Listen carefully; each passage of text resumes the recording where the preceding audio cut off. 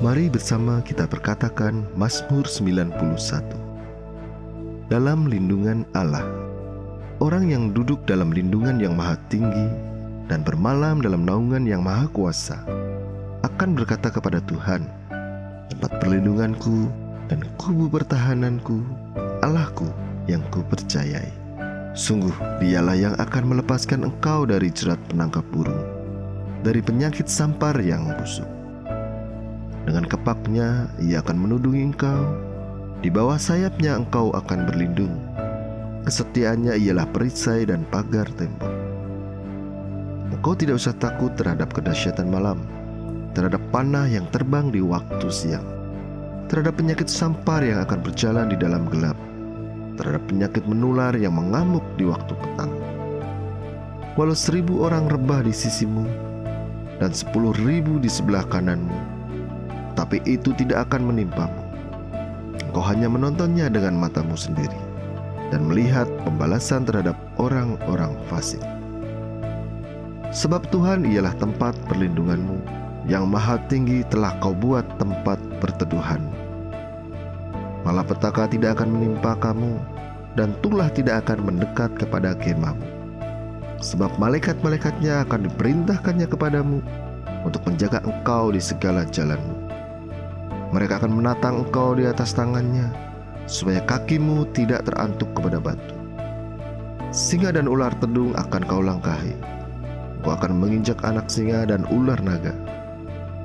Sungguh hatinya melekat kepadaku, maka aku akan meluputkannya. Aku akan membentenginya, sebab ia mengenal namaku. Bila ia berseru kepadaku, aku akan menjawab. Aku akan menyertai dia dalam kesesakan. Aku akan meluputkannya dan memuliakannya.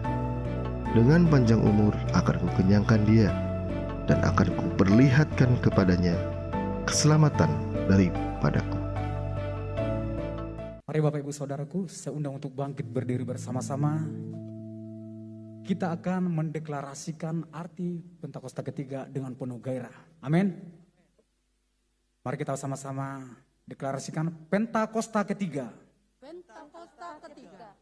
Pentakosta ketiga adalah pencurahan Roh Kudus yang dahsyat di zaman ini, melebihi yang terjadi di Azusa Street. 2, kita bersama-sama.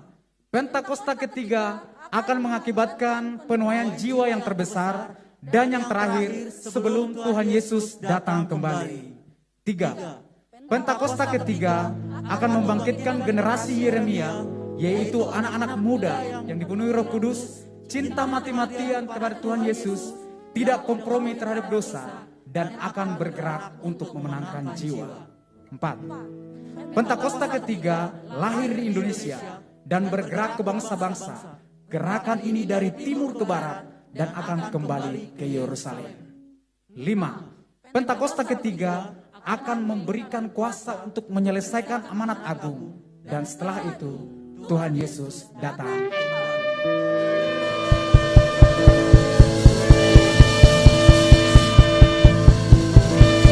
Sekali lagi kita berikan tepuk tangan yang dahsyat buat Tuhan Yesus. Serahkan haleluya. Haleluya. Mari Bapak Ibu Saudara, kita sambut hadirat Tuhan. Di tempat duduk Bapak Ibu Saudara, mari angkat tangannya. Kita angkat tangan kita bersama-sama. Kita nikmati hadirat Tuhan. Ora nama syikira Bapak. Ku yakin Kau hadir di sini. Ku rasakan kuasa yang tak terbatas. Ku yakin Kau hadir di sini. Kemenangan terjadi. Sekali lagi Bapak Ibu Saudara, angkat suaramu katakan, ku yakin Kau hadir di sini. Ku rasakan kuasa yang tak terbatas. Ku yakin Kau nyata di katakan kemenangan. Kemenangan terjadi di sini. Kita sambut hadirat Tuhan dengan tepuk tangan yang dahsyat. Saya persilakan kembali duduk dalam hadirat Tuhan Bapak Ibu Saudara.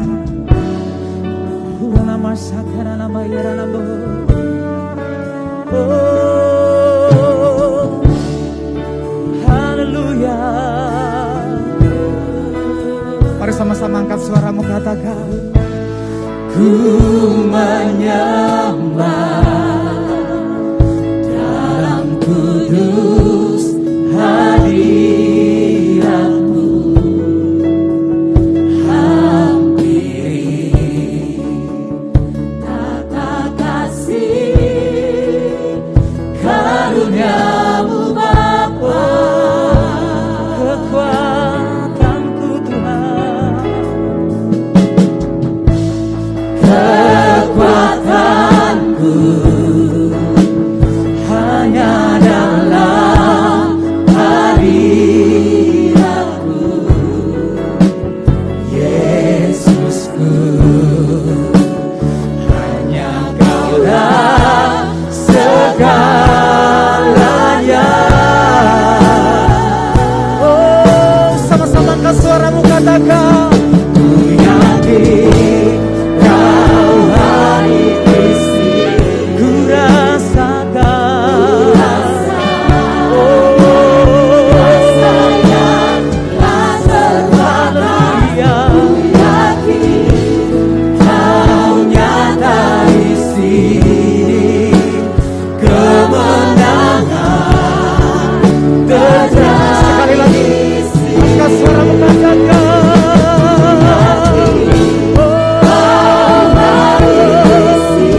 Kau hadir di sini. Kami rasakan, Kuasa yang tak terbatas. Ku yakin Kau nyata di sini. Kemenangan terjadi di sini.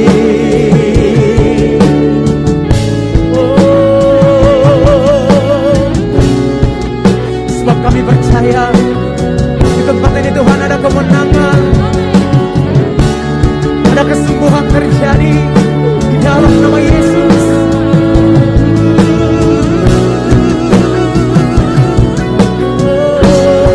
Sama-sama angkat suaramu Bapak Ibu Saudara. Segenap hatiku mengurugimu.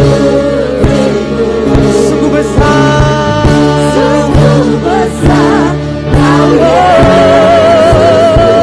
segenap hatiku, Segenap hatiku menyembahmu. Kau besar, Kau segenap jiwa. Segenap jiwaku memujimu. sungguh besar Engkau Yesus. Sungguh besar Kau Yesus. Segenap jiwa,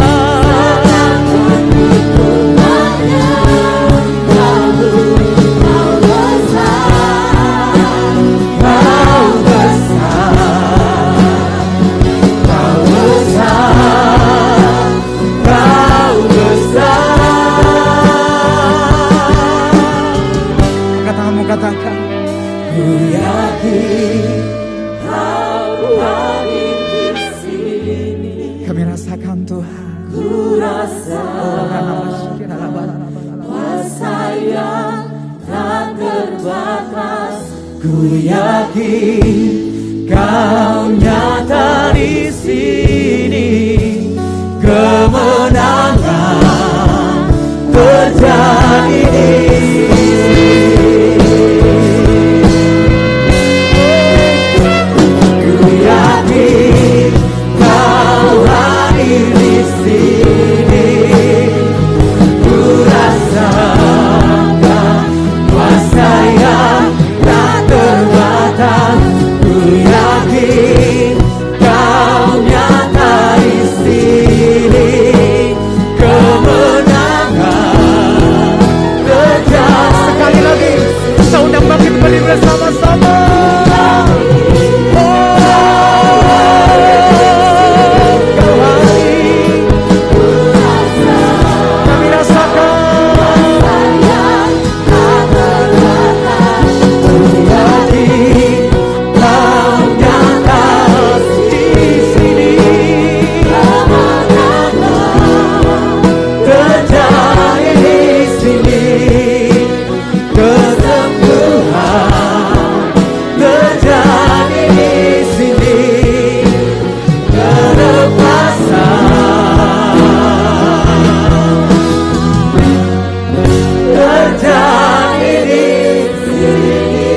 tangan yang dahsyat buat Tuhan.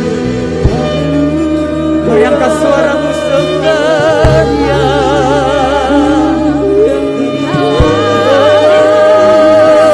Sebab kami percaya Tuhan, bukan karena kami melihat, tapi kami merasakan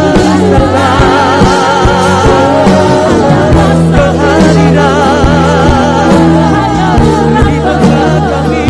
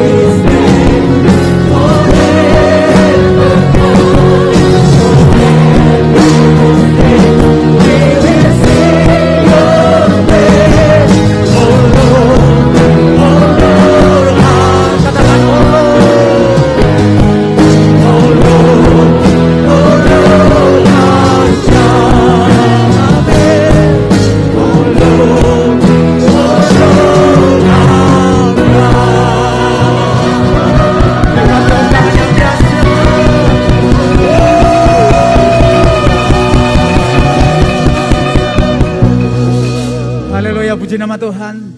Jemaat Tuhan GBI Rahmani yang siap menuai jiwa. Lebih dahsyat lagi, boleh lambaikan tanganmu Bapak Ibu Saudara.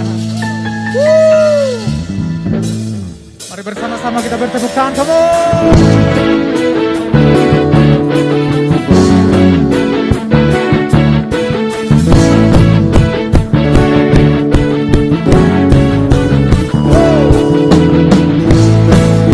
Kita lebih bergairah lagi untuk memuji Tuhan pagi hari ini. Boleh sama-sama angkat suaramu.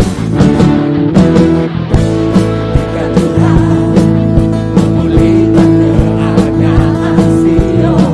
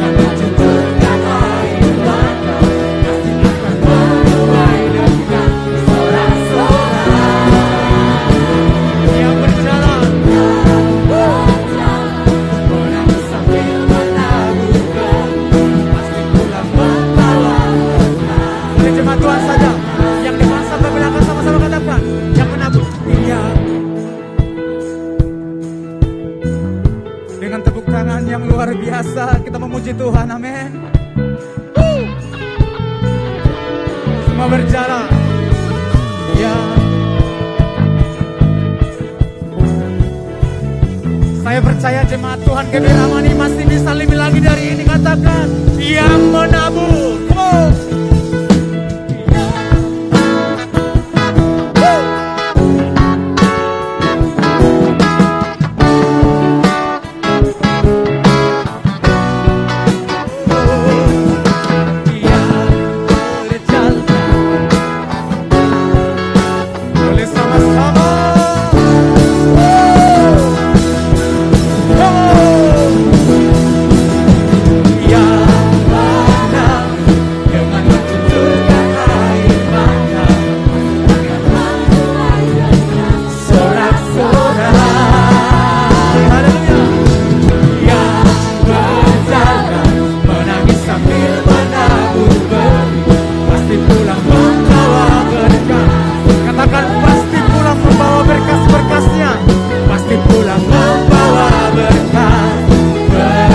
Sekali lagi, pasti pulang membawa berkasnya.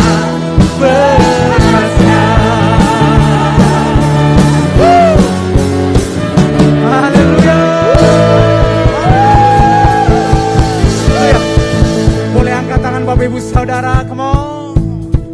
Aku diberkati. Yang siap diberkati Tuhan pagi hari ini, boleh lebih semangat lagi.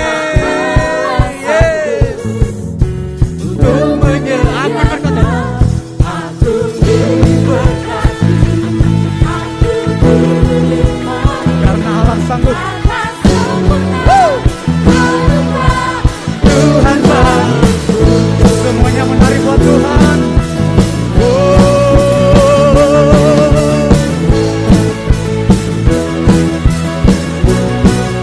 Sama-sama.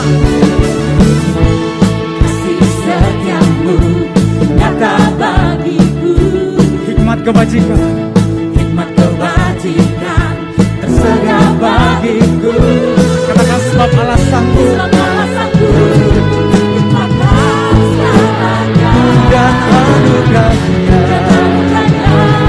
sangat besar bagi. Sekali lagi katakan dari awal.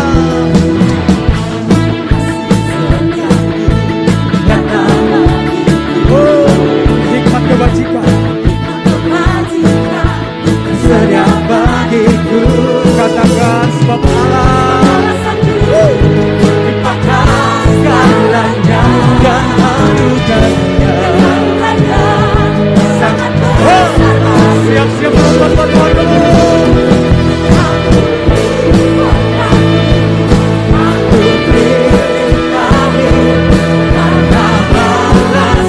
Lagi katakan untuk menyediakan.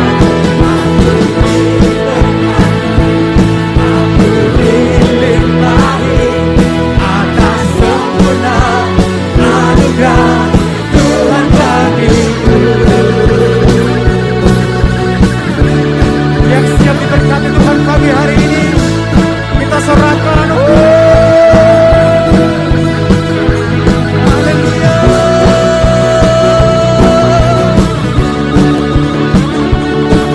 Kita sama-sama yang percaya angkat suara katakan.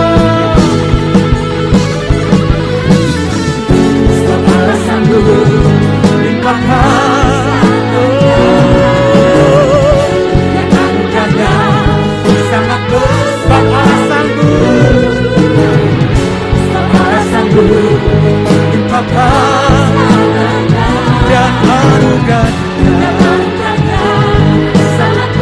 siap-siap melopor kamu.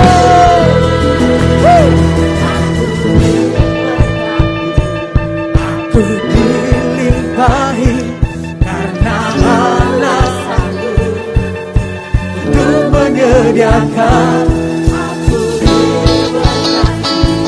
Aku dilimpahi atas sempurna anugerah Tuhan bagiku. Aku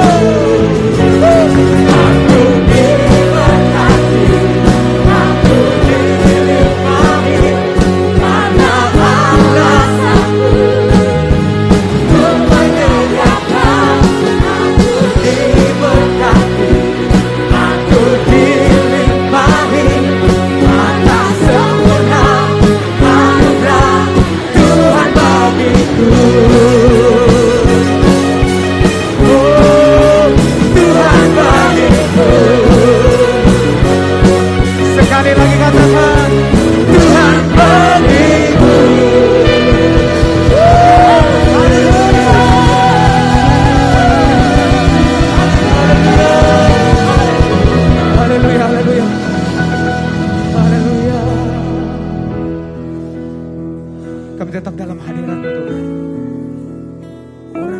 Kira la ba la la ba ya la la.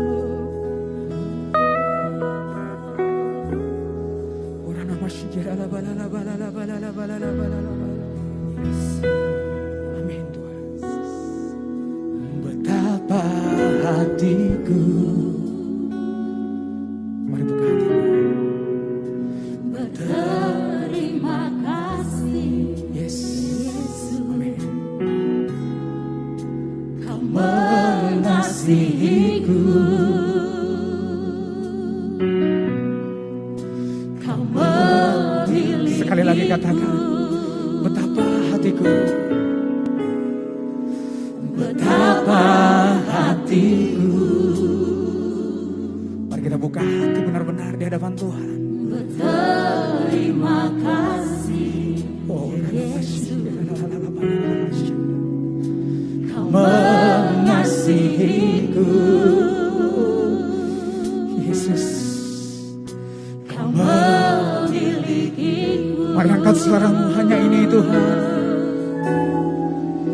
Hanya ini Tuhan, persembahanku, segenap hidupku, jiwa dan ragaku, serta ku miliki harta kekayaan yang cukup berarti untukku.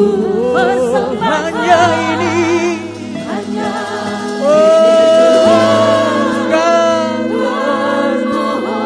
Hanya ini permohonan kami.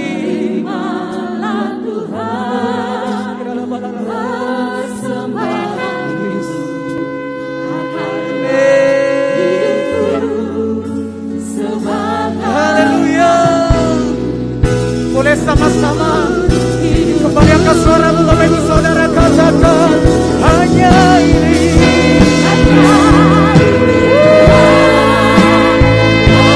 persembahanku, segenap hidupku, jiwa dan ragaku, sepakat ku miliki harta kekayaan yang cukup berarti untukku.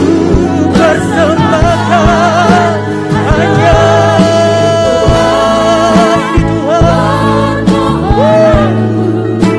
Terimalah Tuhan persembahanku, Pakailah hidup kami Tuhan.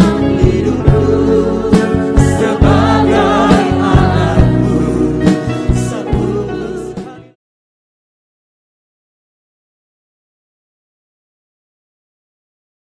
Shalom semuanya.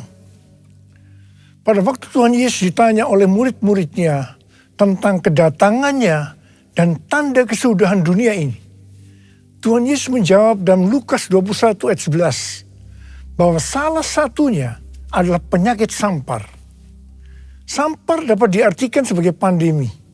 Jadi COVID-19 ini adalah salah satu tanda dari kedatangan Tuhan Yesus kembali dan tanda kesudahan dunia ini.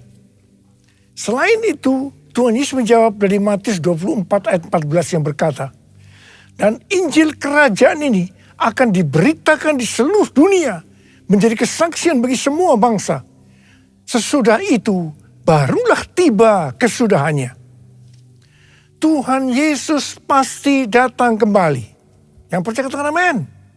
Karena itu dia memberikan amanat agung kepada kita, yaitu agar kita pergi dan menjadikan semua bangsa itu murid Tuhan Yesus.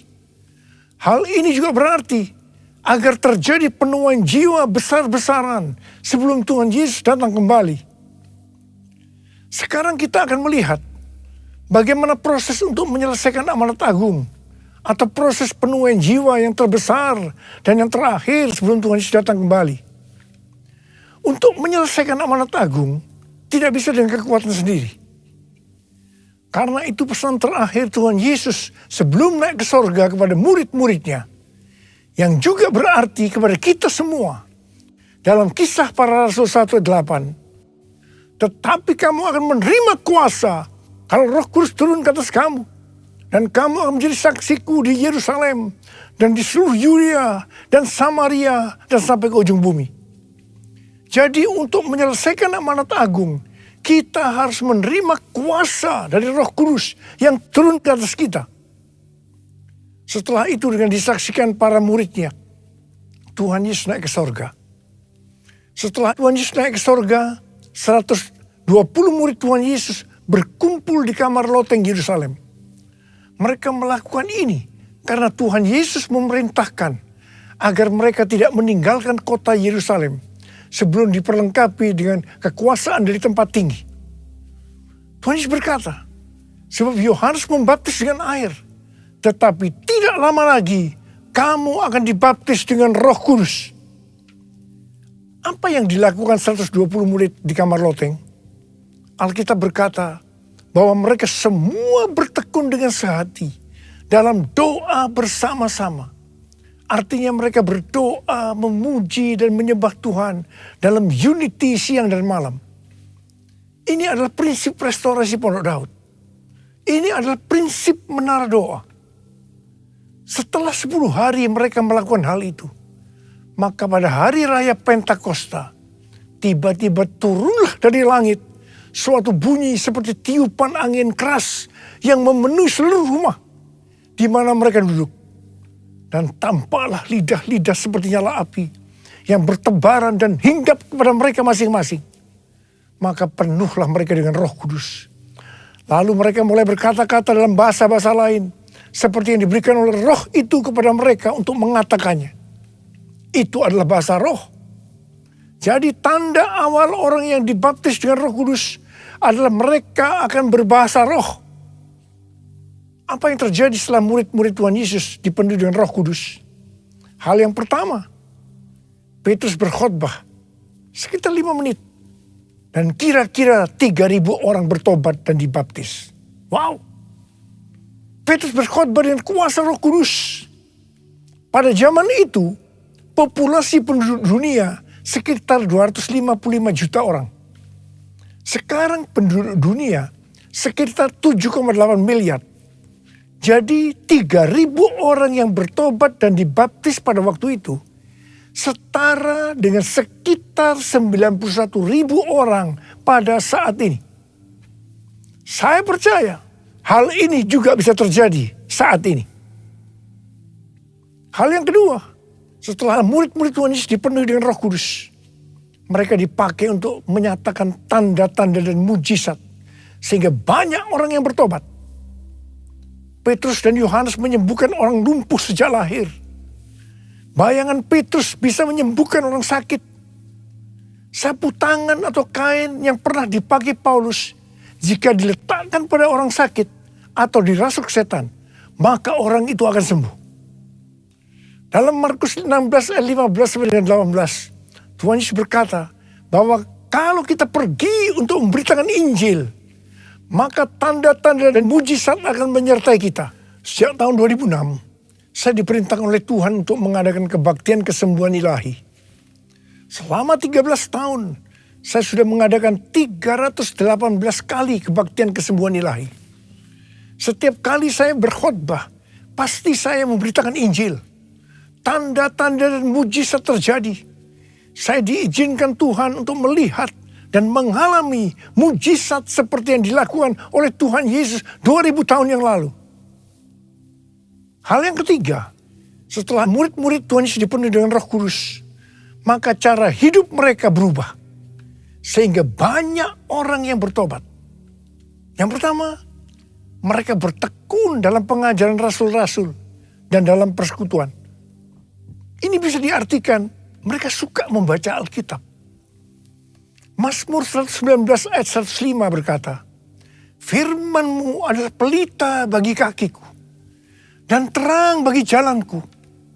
Kalau kita suka membaca Alkitab, itu akan menuntun jalan hidup kita. Hidup benar sesuai dengan firman Tuhan. Kita akan menjadi orang yang berintegritas. Dan itu akan membuat orang lain bertobat. Yang kedua, perubahan cara hidup yang membuat banyak orang bertobat adalah mereka selalu berkumpul, memecahkan roti dan berdoa. Ini bisa dikatakan mereka hidup dalam unity dan suka berdoa. Hari-hari ini saya melihat melalui menara doa bahwa ada doa, pujian, dan penyembahan dalam unity siang dan malam. Saya melihat melalui Third Pentecost Azusa Street Prayer Tower, ada doa yang bertalu-talu untuk pencurahan Roh Kudus yang dahsyat melalui Pentakosta ketiga. Saya percaya kalau Tuhan sudah berikan kepada kita beban untuk berdoa seperti ini, maka ini merupakan tanda bahwa Pentakosta ketiga yang dahsyat akan turun dan akan terjadi penuaian jiwa yang terbesar dan yang terakhir sebelum Tuhan Yesus datang kembali. Saya juga percaya Pentakosta ketiga akan membangkitkan generasi Yeremia, yaitu anak-anak muda yang dipenuhi Roh Kudus, cinta mati-matian kepada Tuhan Yesus, tidak kompromi terhadap dosa, dan akan memenangkan banyak jiwa. Yang ketiga, perubahan cara hidup jemaat yang membuat banyak orang bertobat, yaitu karena mereka suka memberi. Sehingga tidak ada yang berkekurangan. Dalam kondisi krisis ekonomi, akibat pandemi dan juga perang, hari-hari ini justru Tuhan Yesus menghendaki agar kita suka memberi. Alkitab berkata adalah lebih berbahagia memberi daripada menerima. Lukas 6 ayat 38 berkata, berilah dan kamu akan diberi. Suatu takaran yang baik, yang dipadatkan, yang digoncang, dan yang tumpah keluar akan dicurahkan dalam ribaanmu. Sebab ukuran yang kamu pakai untuk mengukur akan diukurkan kepadamu. Yang keempat, perubahan cara hidup jemaat yang membuat banyak orang bertobat, yaitu mereka selalu bergembira dan dengan tulus hati sambil memuji Allah. Hidup dengan tulus hati artinya hidup sebagai orang yang berintegritas. Jadi perubahan-perubahan yang terjadi dalam cara hidup jemaat yang membuat banyak orang bertobat adalah mereka suka membaca Alkitab. Mereka suka berdoa. Mereka hidup dalam unity. Mereka suka memberi. Mereka suka memuji Allah dan bergembira. Tulus hati atau hidup berintegritas. Dikatakan bahwa mereka disukai semua orang. Dan tiap-tiap hari jumlah orang diselamatkan bertambah. Haleluya! Firman-Mu pelita bagi kakiku, terang bagi jalanku. Firman-Mu pelita bagi kakiku, terang bagi jalanku. Waktu ku bimbang dan hilang jalanku, tetaplah Kau di sisiku. Dan takkan ku takut asal Kau di dekatku, besertaku selamanya. Firman pelita bagi kakiku, terang bagi jalanku. Terang bagi jalanku. Terang bagi jalanku.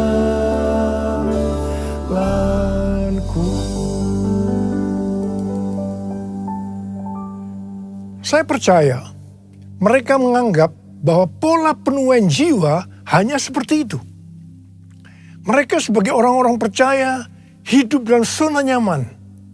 Mereka biasa berkumpul dalam unity sambil membaca Alkitab, berdoa dan memuji Tuhan dengan sukacita. Tidak ada yang berkekurangan. Wow, siapa yang tidak mau menjadi orang Kristen? Tetapi ternyata supaya penuaian jiwa bertambah besar, Tuhan izinkan proses berikutnya terjadi, yaitu aniaya menimpa jemaat di Yerusalem.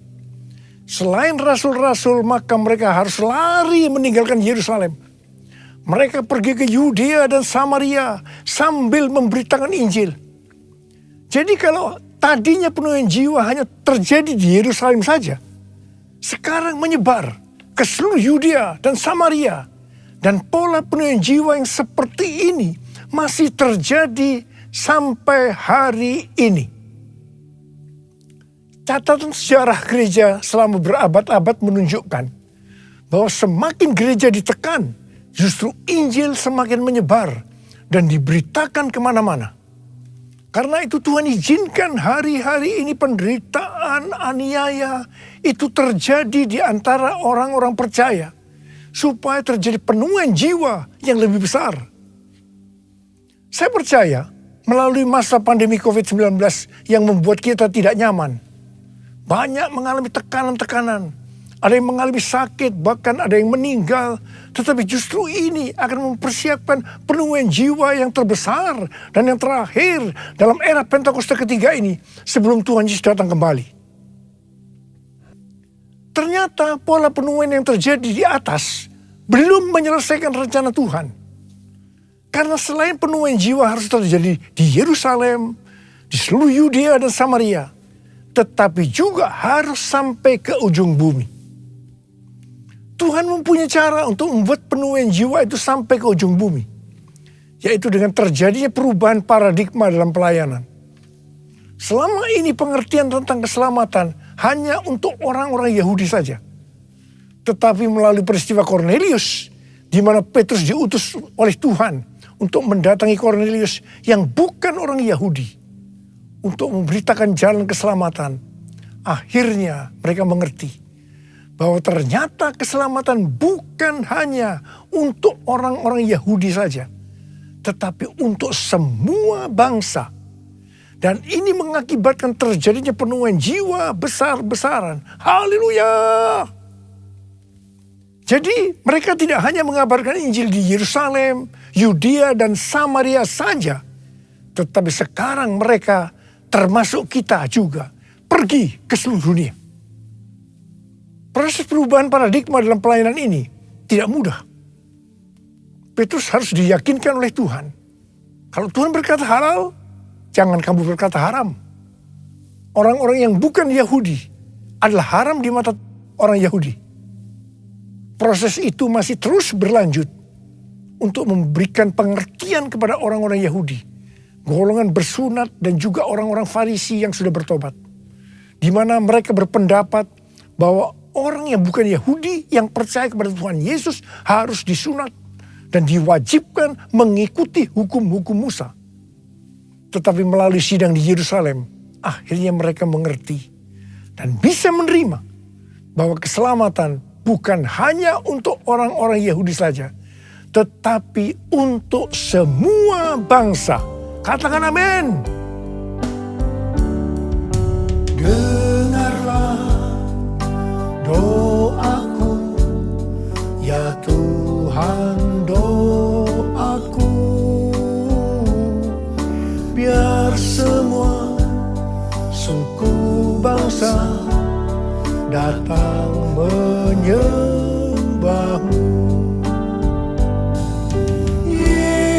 Yesus, Yesus, mulia namamu.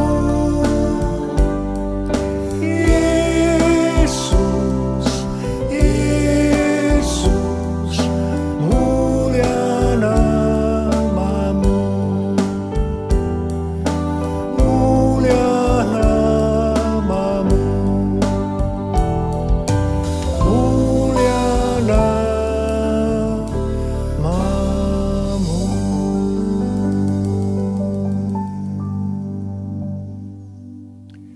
Tema untuk tahun 2022 adalah tahun paradigma yang baru. Di sini Tuhan mengingatkan bahwa untuk menyelesaikan amanat agung, kita akan dituntun oleh Roh Kudus untuk menggunakan paradigma yang baru atau cara-cara yang baru. Pada awal pelayanan saya termasuk salah seorang yang dipakai oleh Tuhan untuk melakukan paradigma yang baru dalam pelayanan untuk menyelesaikan amanat agung. Sebagai contoh, dalam hal membuka gereja baru, dalam hal cara ibadah dengan doa, pujian, dan penyembahan. Dalam hal tempat ibadah yang dilakukan bukan di gedung gereja dan lain-lainnya. Semua itu selalu diawali dengan pro dan kontra. Sama dengan yang terjadi pada waktu zaman Kisah Para Rasul tadi. Pada tahun 2009, Tuhan berbicara kepada saya bahwa Tuhan akan mencurahkan Roh Kudus. Sehingga akan terjadi pencurahan Roh Kudus yang dahsyat. Pada saat Roh Kudus dicurahkan akan terjadi peristiwa seperti yang terdapat dalam Yoel 2 ayat 28 sampai 32. Di sini disebutkan bahwa pada saat Roh Kudus dicurahkan akan terjadi 3 tanda.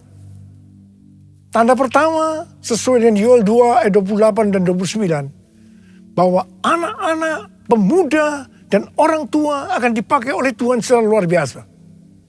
Amin. Tanda yang kedua sesuai dengan Yoel 2 ayat 30. Maka akan terjadi mujizat yang luar biasa. Tanda ketiga sesuai dengan Yoel 2 ayat 31. Maka akan terjadi goncangan-goncangan yang dahsyat. Dengan adanya 3 tanda ini, maka Yoel 2 ayat 32 akan digenapi. Akan banyak orang yang berseru kepada nama Tuhan. Dan mereka yang berseru kepada nama Tuhan akan diselamatkan. Ini berarti akan terjadi penuaian jiwa yang besar. Sejak tahun 2009, hampir di setiap khotbah, saya selalu mengingatkan tentang goncangan-goncangan ini. Dan ini terjadi hampir sekitar 10 tahun. Siapa mengira bahwa yang disebut dengan goncangan ini adalah pandemi COVID-19. Di mana di Indonesia dimulai tanggal 2 Maret tahun 2020. Kita melihat selama ini bahwa dengan adanya pandemi COVID-19 ini telah terjadi perubahan paradigma dalam pelayanan. Pelayanan secara online terbukti merupakan alat untuk mempercepat penyelesaian amanat agung. Yaitu dengan semakin cepat dan banyaknya orang yang mendengar dan mengenal Injil Kerajaan Allah. Hari-hari ini kita sedang memasuki masa penuaian jiwa yang terbesar dan yang terakhir sebelum Tuhan Yesus datang kembali. Pencurahan Roh Kudus yang dahsyat dari Pentakosta ketiga sedang terjadi. Hal ini seperti yang saya katakan pada waktu hari ulang tahun World Prayer Assembly atau WPA ke-10 di SICC lantai 11 pada tanggal 17 sampai dengan 19 Mei 2022 yang lalu. Tuhan berkata bahwa hari ulang tahun WPA yang ke-10 ini merupakan gong dimulainya pencurahan Roh Kudus yang dahsyat dari Pentakosta ketiga. Dan hal ini dikonfirmasikan juga oleh hamba-hamba Tuhan lainnya. Hari-hari ini ada 3 hal yang harus kita lakukan. Hal yang pertama, kita harus terus memperkatakan perkataan Tuhan Yesus dalam Markus 4 ayat 29 yang Tuhan berikan kepada saya pada waktu saya berulang tahun, yaitu bahwa musim menuai sudah tiba. Sebab musim menuai sudah tiba. Hal yang kedua, kita harus lebih banyak berdoa, memuji dan menyembah Tuhan dalam unity siang dan malam. Hal ini bisa diartikan juga bahwa kita harus banyak masuk dalam menara doa. Hal yang ketiga, kita harus mempersiapkan pelayanan-pelayanan untuk menyelesaikan amanat agung. Maranatha, Tuhan Yesus memberkati kita semua. Saya mau berdoa buat saudara. Ada berapa banyak di antara saudara yang mau dipakai sebagai alat Tuhan untuk menyelesaikan amanat agung Tuhan Yesus? Saudara boleh angkat tangan. Mari kita nyanyikan ini bersama-sama. All my life you have been faithful. All my life you have been so good. With every breath that I am able, I will sing of the goodness of God. All my life you have been faithful. All my life you have been so good. With every breath that I am able, I will sing of the goodness of God.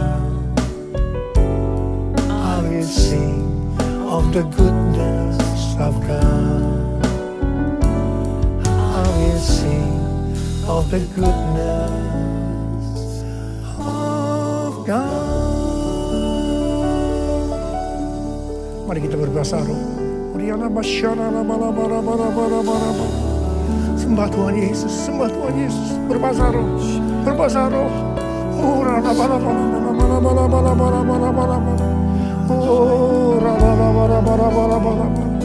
Tuhan, ya Tuhan, ya Tuhan, ya Tuhan. Curahkan pengurapan-Mu buat kami semua Tuhan. Anak-anak-Mu sudah mengangkat tangan. Mereka siap berkata kepada Tuhan, kami siap Tuhan.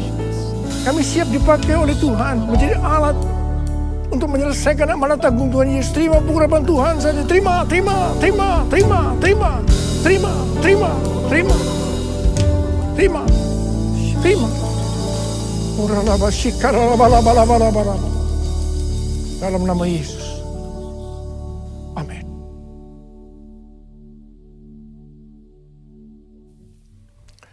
Mari saudara-saudara, kita akan masuk dalam perjamuan kudus. Kita akan mengingat ayat ini. Sebab setiap kali kamu makan roti ini dan minum cawan ini, kamu memberitakan kematian Tuhan sampai Ia datang. Perjamuan kudus adalah perjamuan Tuhan Yesus sendiri. Setiap kali kita masuk dalam perjamuan kudus, Tuhan Yesus selalu berkata, biarlah ini menjadi peringatan akan daku. Karena itu mari, arahkan hati kita kepada kebaikan Tuhan. Kita akan mengingat kebaikan Tuhan. Mari, tundukkan kepala. Bapa, siapakah kami sebelum kami mengenal Engkau? Kami semua orang berdosa. Upah dosa adalah maut, mati. Tapi Engkau yang tidak berdosa telah jadikan dosa oleh karena kami. Engkau harus turun dari surga mulia. Mati, ganti kami dengan penderitaan yang luar biasa. Sungguh kalau kami pikirkan, ya Abah, betapa baiknya Engkau itu.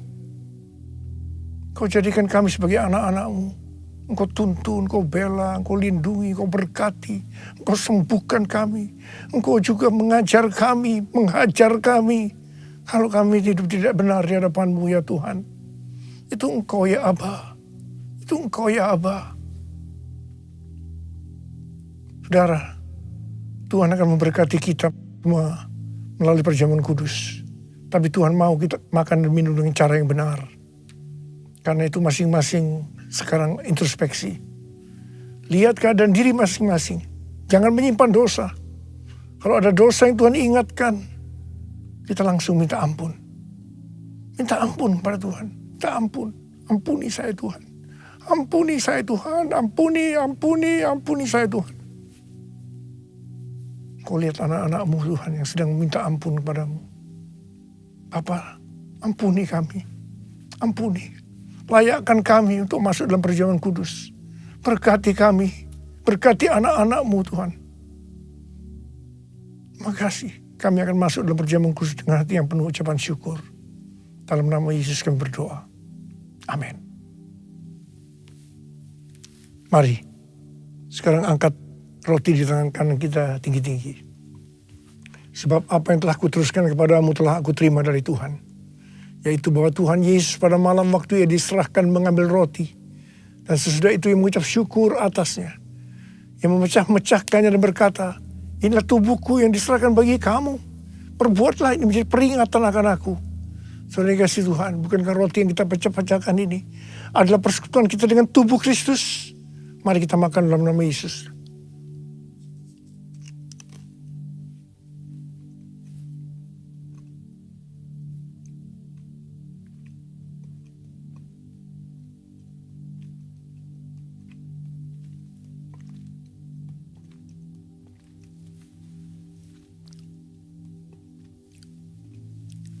Angkat cawan di tangan kanan saudara tinggi-tinggi.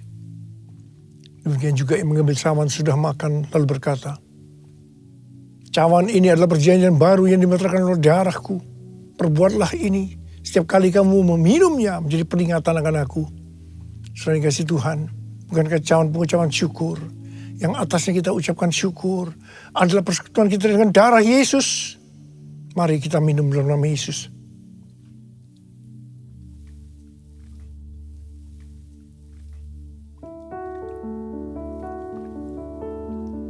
Mari ucapan syukur dan terima kasih dengan suara, jangan diam. Tuhan, terima kasih ya Tuhan. Terima kasih ya Tuhan, terima kasih.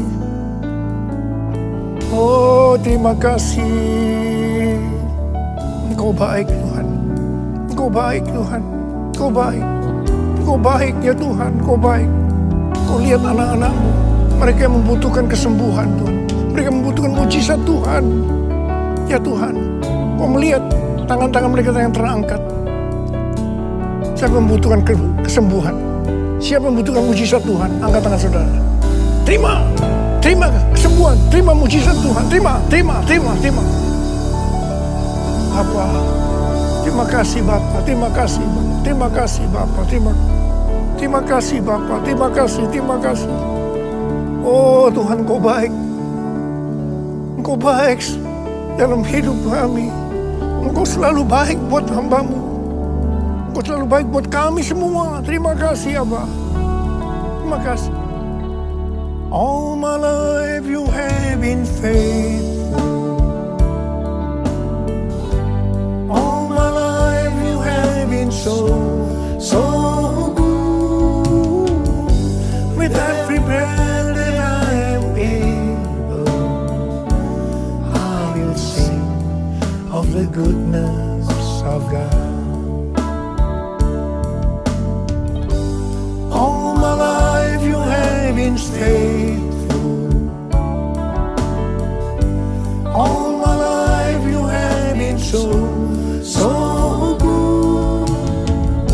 With every breath that I am able, I will sing of the goodness of God.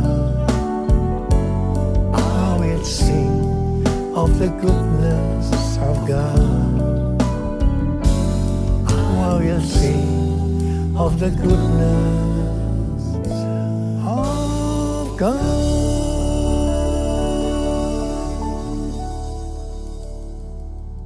Sekarang terimalah berkat Tuhan. Kasih karunia berlimpah-limpah daripada Allah Bapa dalam Anak yang tunggal Yesus Kristus. Persekutuan yang manis dengan Roh Kudus menyertai saudara sekalian mulai hari ini. Sampai Tuhan Yesus datang menjemput kita di awan-awan dan bahkan sampai selama-lamanya. Yang percaya bersama-sama katakan, Amin.